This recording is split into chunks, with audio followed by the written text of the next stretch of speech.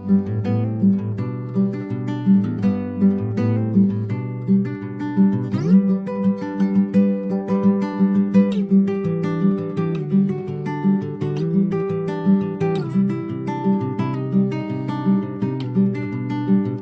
Everyone, this is doctor Aniket Jadhav, CEO Ved Kumari wellness pharmacy.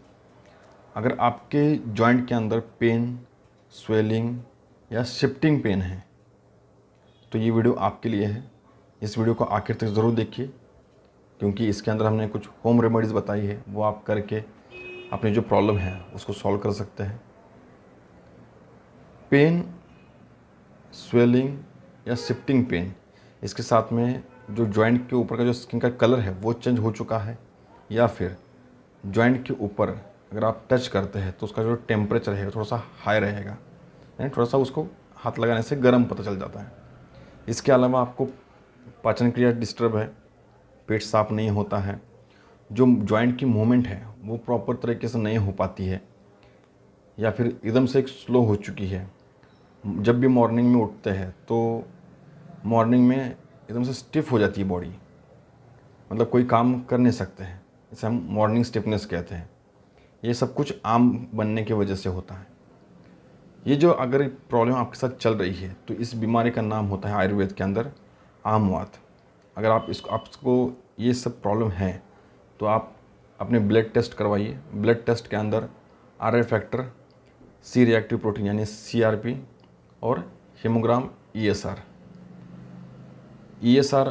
बड़ा रहता है, सी रिएक्टिव प्रोटीन भी बड़ी रहती है, और ESR जो आर फैक्टर है वो पॉजिटिव होता है।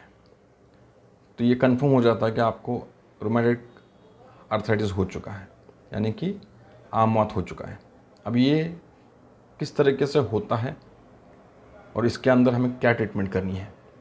वैसे तो बहुत सारे पेशेंट हमारे पास आते हैं कि हमने आर फैक्टर पॉजिटिव है, लेकिन हमने ट्रीटमेंट भी करवाया बहुत जगह पे, आयुर्वेदिक भी ट्रीटमेंट करने के बाद भी हमको रिलीफ नहीं मिला है। इसके पीछे का सिंपल लॉजिक है, एक तो आपका परहेज़ फॉलो नहीं कर पाते हैं, मेडिसिन प्रॉपर नहीं लेते हैं, और जो आमवात है उसके अंदर 3 जो दोष होते हैं वो कौन से दोष ज़्यादा है उसके अकॉर्डिंगली ट्रीटमेंट करनी पड़ती है, और ये पता चलता है नाड़ी परीक्षण से। नाड़ी परीक्षण करवाएंगे उसके बाद ही पता चलेगा। आमवात जो है वो 2 वर्ड से बनता है, एक होता है आम, दूसरा होता है वात। दोनों कॉम्बाइन होने के बाद ही आमवात बनता है। अब आम और वात दोनों कैसे बढ़ेंगे या किस तरह बन जाते हैं।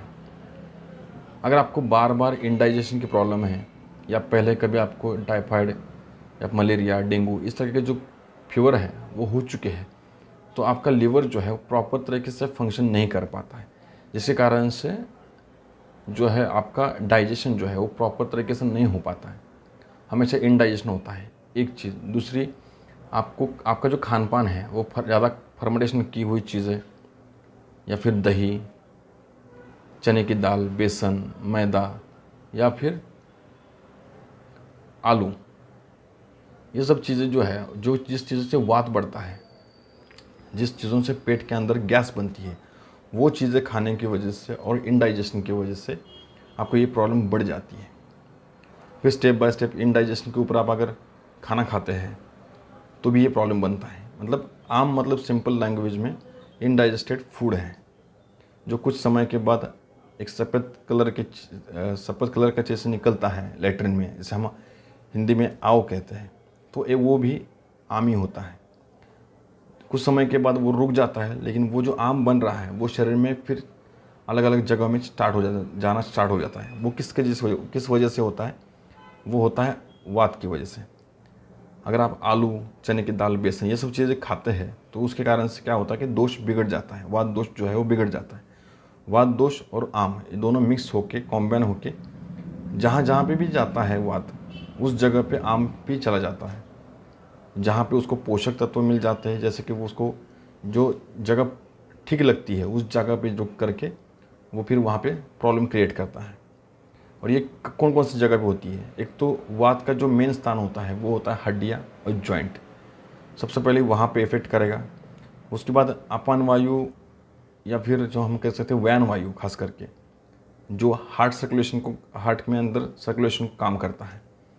तो वहाँ पे भी आम मौत जो है वहाँ पे जाने के बाद रूमेटिक हार्ट डिसीज़ एक बीमारी होती है, वो हो जाती है। गले के अंदर जाएगा तो बार बार इन्फेक्शन, गले में कफ निकलना, ये चीज़ें चालू हो जाती है। सिर में दर्द होना बार बार, आधे सिर में दर्द होना, ये सब चीज़ें जो है वो आम मौत के अंदर होने स्टार्ट हो जाती है स्टार्टिंग के अंदर। जिन लोगों को बार बार गले का इन्फेक्शन होता है, कुछ समय के बाद 2 साल के, 3 साल के या 4 साल के बाद उनको हार्ट की प्रॉब्लम होने के चांसेस बन जाते हैं। अगर आपके गले में बार बार इन्फेक्शन होता है, बार बार कफ की शिकायत होती है, तो आगे चल के आपको ये प्रॉब्लम हो सकती है। सबको होती है ऐसा नहीं है, लेकिन अगर आपका आम मौत भी बड़ा है तो ये प्रॉब्लम ज़रूर होगी। अगर आम मौत आपके हड्डियों में या फिर जॉइंट के अंदर रुक जाता है तो वहाँ पर स्वेलिंग आना, साथ ही साथ पेन, शिफ्टिंग पेन, क्योंकि वात हमेशा घूमते रहता है तो पेन जो है वो शिफ्ट होता है अलग अलग जॉइंट के ऊपर, तो इसे आम मौत कहा जाता है। ये सब कुछ तो हो गया, आप ब्लड टेस्ट करने के बाद आपको पता चल ही जाता है। अब इसकी ट्रीटमेंट कैसे करनी है। आम और वात दोनों को साइमल्टेनियसली उसको कम करना होता है। अगर हम आम कम करेंगे तो वात बढ़ जाता है, वात कम करेंगे तो आम बढ़ जाता है। इसको साइमल्टेनियसली अगर कम करना है तो इसका एक ही बेस्ट उपाय है एरंडी का तेल। अगर आप एरंडी का तेल के अंदर थोड़ा सा सौंठ डाल के या सौंठ का काढ़ा बना करके एरंडी के तेल के साथ आप इसको लेते हैं, एरंडी का तेल आम का पचन भी करता है, आम को कम भी करता है और वात भी कम करता है। आम वात के अंदर बहुत सारे पेशेंट ऐसा करते हैं कि जो जॉइंट में पेन हो रहा है वहाँ पर तेल लगाते हैं, ऑयल का एप्लीकेशन करते हैं। सबसे गलत बात है, उससे आम बढ़ता है और परेशानी और ज़्यादा बढ़ जाती है। इसके लिए ऑयल अप्लाई करना नहीं होता है। अगर आप लगाना ही है, सिर्फ और सिर्फ एरंडी का तेल आप लगा सकते हैं जॉइंट के ऊपर। वो आम पचाने के कारण से वो इफ़ेक्ट नहीं करता है, मतलब उल्टा इफ़ेक्ट नहीं करता है, साइड इफ़ेक्ट नहीं होता है उससे। एक तो ये चीज़ हो गई। दूसरा, एरंडी के पत्ते, उसका पेस्ट बना करके आप जहाँ पे जॉइंट के अंदर पेन है वहाँ पे आप लगा सकते हैं। साथ ही साथ धतूरे के जो पत्ते होते हैं, धतूरे का जो फल होता है उसके जो पत्ते होते हैं उसको भी पीस करके आप लगा सकते हैं। इसका भी अच्छा रिज़ल्ट मिलता है। अजवाइन, धनिया और जीरा, इनका तीनों का अलग अलग आधा आधा चम्मच पाउडर ले करके 1 गिलास पानी के अंदर, गुनगुने पानी के अंदर उसको ले करके आप इसको स्टार्ट कर दीजिए। इससे क्या हो जाएगा, पचन क्रिया मतलब पचन क्रिया जो है वो अच्छे तरीके से काम करेगी, डाइजेशन जो है अच्छा होगा। अजवाइन जो है थोड़ा सा गर्म भी होता है, इसी कारण से आम का जो पचन होना चाहिए वो भी हो जाएगा। इसके अलावा पेट साफ रहना हमेशा ज़रूरी है डाइजेशन के लिए, और पेट साफ होना, ये दोनों चीज़ें बहुत ज़रूरी होती है। इसलिए एरंडी का तेल आपको रोज़ लेना चाहिए, एटलीस्ट 10 ml से 15 ml रोज़ लेना चाहिए। जिन लोगों को ये प्रॉब्लम है, गठिया की शिकायत है, यानी कि आम मौत को हिंदी में गठिया कहा जाता है, तो इसकी शिकायत हो तो आप इसको ज़रूर स्टार्ट कर दीजिएगा। हमारी कंपनी का एक प्रोडक्ट भी आता है, मेडिसिन भी आती है, वेदार्थु सिरप करके, उसको आप ले सकते हैं। उसके अंदर हल्दी का प्रमाण ज़्यादा है, उसके बाद निर्गुंडी है, बहुत सारी चीज़ें हैं उसके अंदर जो वात कम करने वाली है और आम को पचाने वाली है। हल्दी सबसे ज़्यादा कंटेंट उसके अंदर है। तो ये वेदार्थु सिरप जो है वो अच्छा काम करता है। उसका मैं फ़ोटोज़ जो है वो एंड में आपको देखने को मिल जाएगा। उसको ऑर्डर करने के लिए आपको डिस्क्रिप्शन में जो कंपनी का नंबर है उसका आप कॉल करके अपने लिए उसको मंगा सकते हैं। तो ये सब जो चीज़ें हैं वो आपको फॉलो करनी चाहिए। खाने पीने में तली हुई चीज़ें, खट्टी चीज़ें या फिर चने की दाल, बेसन, मैदा, दही, आलू, फर्मेंटेशन की हुई चीज़ें, दही, ये सब चीज़ों को बंद करना है सबसे पहले। आप जितना ये फॉलो करेंगे उतना आपको अच्छा रिज़ल्ट मिलेगा।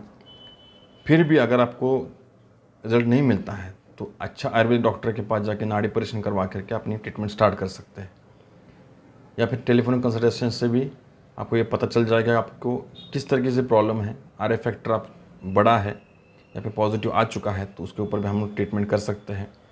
अगर आप हमसे मिलना चाहते हैं तो हमारा एड्रेस और अपॉइंटमेंट नंबर डिस्क्रिप्शन बॉक्स में है, वहाँ से आप लेकर के हमें अपॉइंटमेंट ले सकते हैं अपनी।